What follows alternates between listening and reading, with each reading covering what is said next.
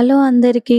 బయట వర్షం పడుతూ క్లైమేట్ చల్లగా ఉన్నప్పుడు వేడి వేడిగా టీ పెట్టుకొని దానిలో క్రీమీ మస్కాబన్ తింటే ఎలా ఉంటుంది? సూపర్ కాంబినేషన్ కదా! ప్రాసెస్ చూపిస్తాను. ఒకసారి ట్రై చేయండి. ఫస్ట్ ఒక బౌల్ తీసుకొని అందులో బటర్ వేసుకోవాలి.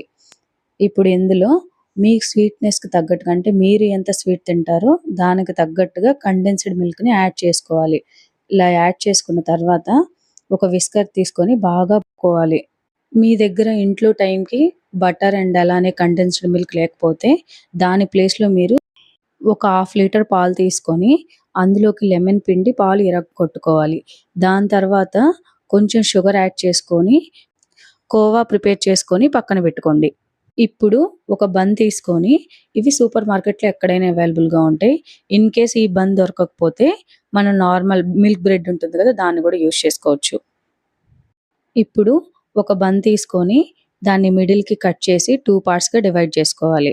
ఇప్పుడు మనం ముందుగా తయారు చేసి పెట్టుకున్నాం గదా క్రీమ్‌ని, దాన్ని ఒక స్పూన్ తీసుకొని బన్ పైన అప్లై చేసి స్ప్రెడ్ చేసుకోవాలి.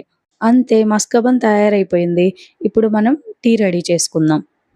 టీ పెట్టుకోవడానికి ఫస్ట్ ఒక గిన్నె తీసుకొని దానిలో ఒక గ్లాస్ వాటర్ యాడ్ చేసుకోవాలి. ఆ వాటర్ మరిగిన తర్వాత దానిలో ఒక 2 స్పూన్స్ టీ పౌడర్ యాడ్ చేసుకోవాలి.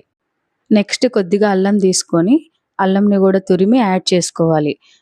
ఇప్పుడు టీ కొంచెం మరిగిన తర్వాత దానిలో పాలు యాడ్ చేసుకోవాలి. ఒక గ్లాస్ పాలు తీసుకొని దాన్ని కూడా యాడ్ చేసుకోవాలి.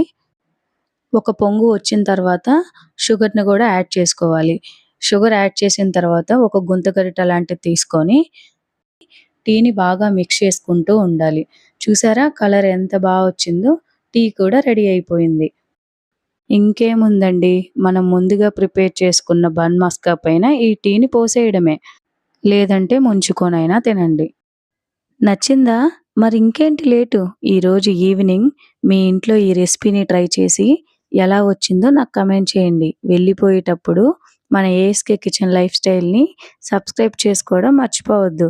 నెక్స్ట్ వీడియోలో కలుద్దాం. ఉంటాను మరి. బాయ్.